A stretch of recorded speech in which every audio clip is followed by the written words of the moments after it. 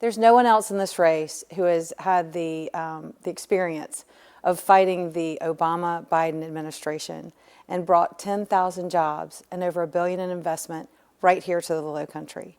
In addition to that, as president of US BRIC, I was able to break apart with my partners a foreign-controlled housing market and bring it right here, bring the largest privately owned American brick company and headquartered right here in Charleston.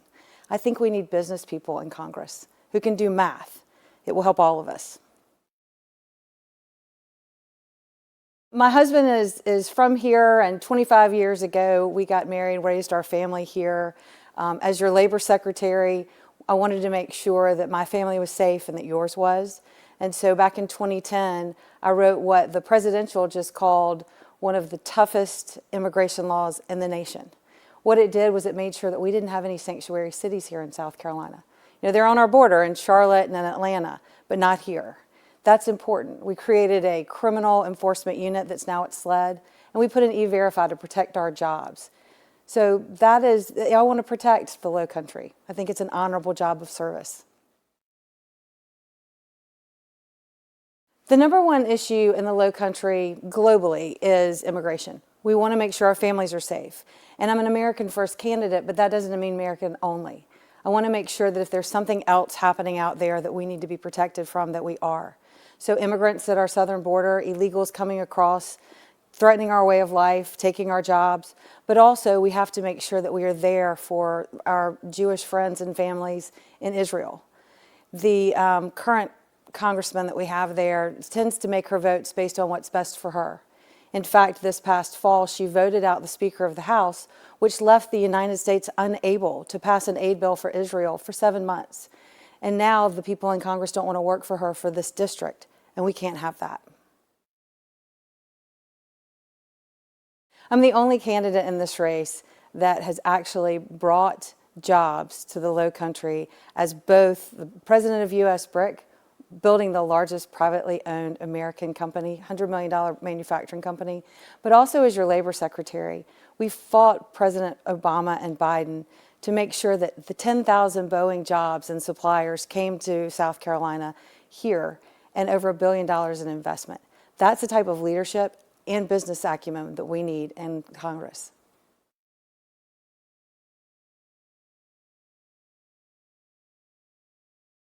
I do believe that abortion rights are a state's issue, and if it ever comes to the federal level, I'm pro-life.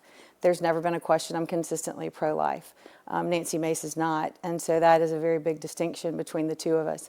I support all the exceptions because it's very important. There are more babies, but that we're very healthy and that we make sure that we take care of our mothers.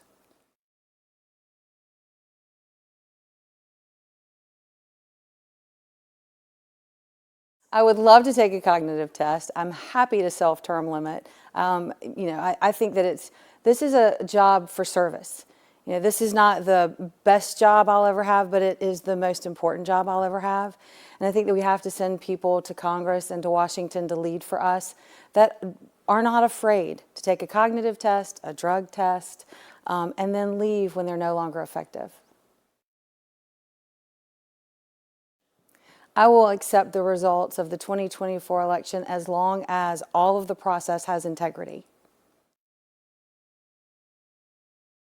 You know, the Supreme Court just verified and confirmed that this is a R plus 8, 9, 10 district. This is a ruby red district. It's a conservative district.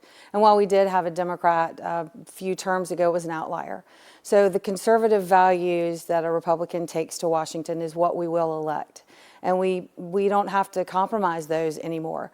Our current congressman goes to Washington and votes however she wants to, back and forth, and then comes back and excuses it by saying that we're purple. We're not. This is not a moderate district. It's a Republican conservative district, and we need to elect an adult who can be consistently conservative in Washington.